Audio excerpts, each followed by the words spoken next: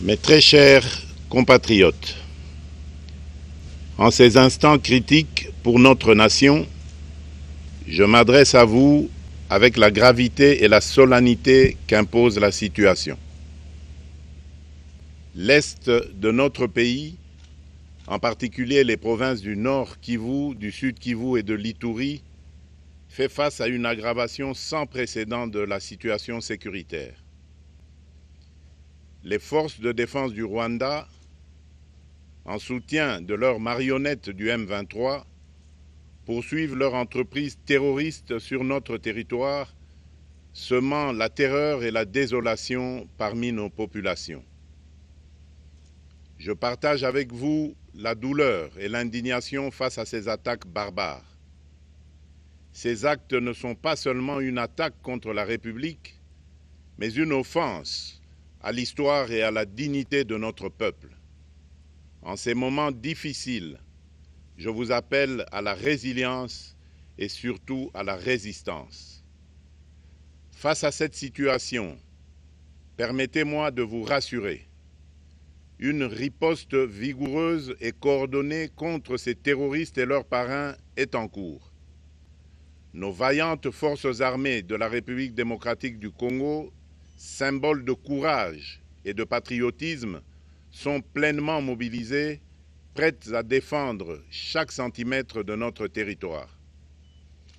J'ai personnellement convoqué et présidé des réunions de crise avec une équipe restreinte du gouvernement, le haut commandement militaire ainsi qu'une réunion interinstitutionnelle afin d'évaluer les récents développements de la situation et de lever les options pour repousser les agresseurs et reconquérir chaque parcelle de notre territoire. À cet effet, j'ai nommé ce 28 janvier le général-major Évariste Somo Kakule au poste de gouverneur militaire du Nord Kivu pour renforcer la coordination des opérations militaires et restaurer l'autorité de l'État. Parallèlement, nous avons engagé d'importantes démarches diplomatiques, notamment au sein du Conseil de sécurité des Nations Unies, ainsi que dans le cadre du processus de paix de Luanda, auquel nous restons pleinement engagés malgré les obstacles. Nous privilégions la voie du dialogue, mais toujours avec lucidité, tout en restant fermement résolus à défendre notre territoire et notre souveraineté par tous les moyens nécessaires. Mais ce combat n'est pas seulement celui des FARDC. C'est le combat de tout un peuple, le combat de notre identité congolaise, afin de léguer aux générations futures un pays prospère et en paix.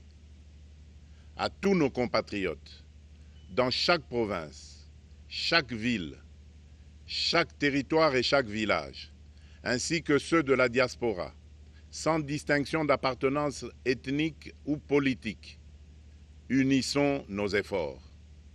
Apportons un soutien indéfectible, moral et matériel à nos vaillants soldats. Mobilisons-nous comme un seul homme pour défendre notre souveraineté et sauvegarder notre intégrité territoriale. Je suis pleinement conscient des souffrances de nos compatriotes qui fuient les hostilités. Le gouvernement est instruit d'activer le plan d'urgence humanitaire pour venir en aide aux déplacés. À vous, habitants de Goma et des environs, je ressens profondément votre douleur qui est aussi la mienne. Elle traverse nos cœurs et nos âmes en tant que fils et filles d'une même patrie. Mais face à cette épreuve, je vous exhorte à puiser dans cette force intérieure qui fait la grandeur du peuple congolais. Résistez avec courage. Faites preuve de vigilance constante et gardez votre calme malgré l'adversité. Sachez que nous ne sommes pas restés inactifs. Des plans de contingence sont préparés pour assurer la protection de la population civile et prévenir toute escalade de la violence. Les dispositifs de sécurité ont été renforcés pour protéger les zones stratégiques et nous travaillons sans relâche pour garantir le fonctionnement des services essentiels. Je tiens à rendre un hommage solennel à tous ceux qui ont payé le prix ultime dans cette lutte pour notre dignité et notre souveraineté. J'ai une pensée pieuse pour le général-major Peter Chirimwami, gouverneur militaire du Nord Kivu, tombé les armes à la main. Je m'incline avec respect devant la mémoire de tous nos militaires et de tous les Wazalendo tombés sur le champ d'honneur. Je pense aussi aux soldats de la mission de la communauté de développement d'Afrique australe, la SAMI d'IRC, qui combattent à nos côtés aux casques bleus de la MONUSCO, qui ont sacrifié leur vie pour la paix, ainsi qu'aux innombrables civils victimes de la barbarie ennemie. Leur courage et leur sacrifice ne seront jamais oubliés, et nous portons leur flambeau avec la ferme détermination d'achever leur noble combat. Je voudrais ici interpeller directement la communauté internationale et l'Union africaine. Le Rwanda continue de violer ouvertement et sans scrupule les principes fondamentaux de la Charte des Nations Unies ainsi que les accords régionaux. Pire, ces agissements se déroulent dans une impunité totale et ce, avec un mépris manifeste des règles internationales et des valeurs que ces institutions sont censées défendre. Cette attitude arrogante, qui ne cherche même plus à masquer ses forfaits, est une provocation inacceptable à l'égard de notre souveraineté et de la stabilité régionale. La présence de milliers de soldats rwandais sur notre sol, leur soutien politique, logistique et militaire à leur pantin du M23, ainsi que leur implication dans l'exploitation illégale de nos ressources naturelles, nous conduisent tout droit à une escalade aux conséquences imprévisibles, mettant en danger toute la région des Grands Lacs. Votre silence et votre inaction face à la barbarie du régime de Kigali et aux atrocités perpétrées par ces supplétifs sur notre territoire constituent un affront non seulement à la République démocratique du Congo, mais également aux valeurs universelles de justice et de paix. Le peuple congolais prend acte de cette passivité qui frôle la complicité. Soyez sûrs d'une chose, la République démocratique du Congo ne se laissera pas humilier ni écraser. Nous nous battrons et nous triompherons. Congolaises et Congolais, l'heure est certainement grave, mais notre détermination est encore plus inébranlable. Ce moment critique nous offre l'opportunité de montrer au monde ce qui fait notre force, c'est-à-dire notre unité sans laquelle tous nos efforts seraient vains. Je vous appelle à être vigilants, mais à ne pas céder à la haine, aux divisions ou à la violence. Je condamne avec la plus grande fermeté les actes de vandalisme et de pillage qui ont visé certaines missions diplomatiques accréditées en République démocratique du Congo, ainsi que des intérêts privés dans la ville de Kinshasa.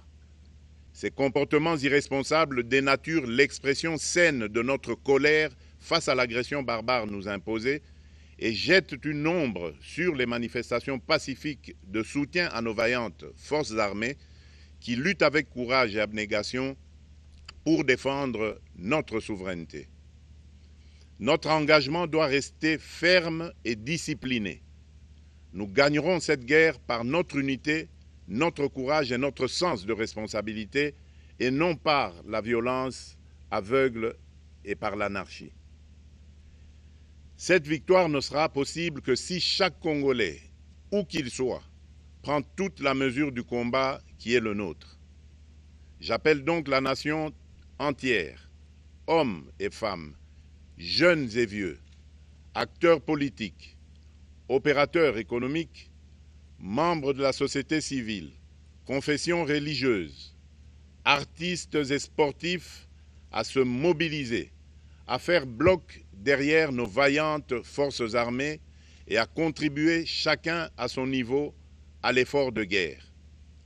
J'ai instruit le gouvernement de mettre en place des mesures rigoureuses de réduction du train de vie des institutions et de leurs animateurs afin que les ressources ainsi économisées soient directement réorientées vers le soutien à nos forces armées.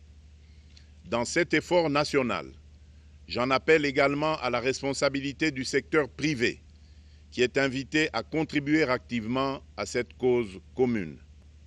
Nos soldats se battent avec héroïsme pour la défense de notre intégrité territoriale et de notre souveraineté. Ils ont besoin de notre soutien total, qu'il soit moral, matériel ou logistique. À la jeunesse congolaise, pilier et espoir de notre nation, je vous exhorte à répondre massivement à l'appel de la patrie. Le moment est venu de vous lever, de mettre votre énergie et votre créativité au service de la nation. Nous devons renforcer nos rangs et chaque jeune Congolais prêt à défendre son pays a une place au sein de nos forces armées.